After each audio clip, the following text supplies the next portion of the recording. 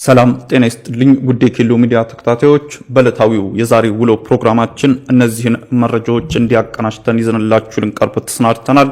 ከፕሮግራም ጋር አብሬያችሁ ቆይታ የማደርገው እኔ አዲስ አደፋር ነኝ። እርቅ የፈጸሙ የኦሮሚያ ክልል ታጣቂዎች በኦሮሚያ ክልል የሀገራዊ ምክክር ላይ መሳተፋቸው ተነገረም። በቅርቡ ከመንግስት ጋር እርቅ በፈጸሙ የኦሮሚያ ክልል ታጣቂዎች በክልል እየተካሄደ ባለው የሀገራዊ ምክክር ላይ እየተሳተፉ ነው። የኢትዮጵያ ሀገራዊ ምክክር ኮሚሽን ኮሚሽነር አምባሳደር መሐመድ ድሪ የራቁት ቀርበዋል፣ የቀረቡትም ገብተዋል፣ የገቡትም እዚሁ እንዲቀሩ አበክሮ መስራት ላይ ይገባል ብለዋል። አምባሳደሩ ባስተላለፉት መልእክት አንድ ቤት ለመስራት የሚጣደፉ ሰዎች ለቤቱ ግብዓት የሚሆኑ ቁሳቁስ አይሰራረቁም ነው ያሉት። በመሆኑም የምንሰራው የምንገነባው አንድ ቤት ነውና በሐሳብ ተለያይታችሁ በጫካ ውስጥ ያላችሁ ሁሉም ቀረቡልን ሲሉም ጥሪ አስተላልፈዋል።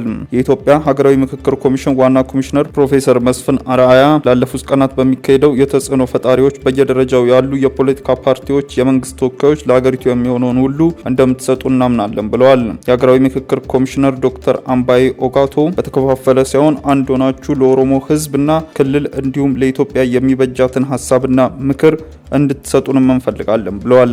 ለሀገር እድገትና ሁለንተናዊ ልማት የእናንተ ተጽዕኖ ፈጣሪዎች ሚና ላቅ ያለ ነው ሲሉ መልእክትን አስተላልፈዋል።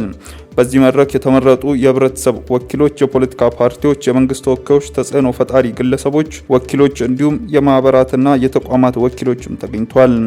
በመጨረሻም በ3 ቀናት ውይይት ውስጥ ለሀገራዊ ምክክር ጉባኤው ተወካዮቻቸውንና አጀንዳቸውን እንደሚያስረክቡም ተናግረዋል። የኮሪደር ልማት ፍርስራሽ ግምት ለግል ጥቅማቸው ሊያውሉ የሞከሩ 3 አመራሮች በቁጥጥር ስር መዋላቸው ተገለጸ። በአዲስ አበባ መንግስትና ህዝብ የጣለባቸውን ኃላፊነት ወደ ጎን በመተው ከኮሪደር ልማት የፍርስራሽ ግምት ለግል ጥቅማቸው ሊያውሉ የሞከሩ 3 አመራሮች በከተማው የጸጥታ አካላት በቁጥጥር ስር መዋላቸውን የከተማ አስተዳደሩ አስታውቋል። በቁጥጥር ስር ያሉት አመራሮች የካ ክፍለ ከተማ ወረዳ 6 ብልጽግና ፓርቲ ጽህፈት ቤት ኃላፊ ወይዘሮ ራሄል ኃይለ ኢየሱስ ጨምሮ የወረዳው ስራ አስኪያጅ ጽህፈት ቤት ኃላፊ አቶ ደበበ ጉልማ፣ የወረዳው ፋይናንስና ጽህፈት ቤት ኃላፊ አቶ ታደለ ግዛቸው መሆናቸውን የከተማ አስተዳደሩ ትላንት በወጣው መግለጫ ገልጿል። ተጠርጣሪዎቹ በቁጥጥር ስር ያሉት በየካ ክፍለ ከተማ ወረዳ 06 ካሳንቺስ ኮሪደር ልማት ላይ ባልተገባ አካሄድ የፍርስራሽ ግምትን ለግል ጥቅም ለማዋል በመሞከር ላይ እያሉ የሰላምና ጸጥታ ቢሮ ከከተማ እስከ ክፍለ ከተማ የጸጥታ መዋቅሩን በመጠቀምና ክትትል በማድረግ መሆኑን ገልጿል።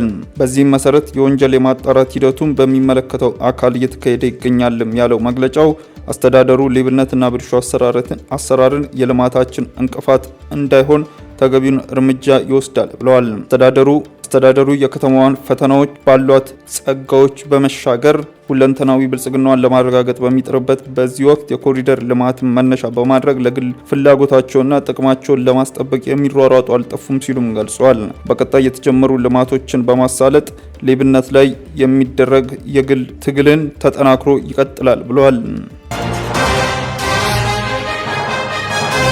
አቶ ክርስቲያንና አቶ ዮሐንስ ህመማቸው እንደባሰባቸው ቤተሰቦቻቸው ተናገሩ።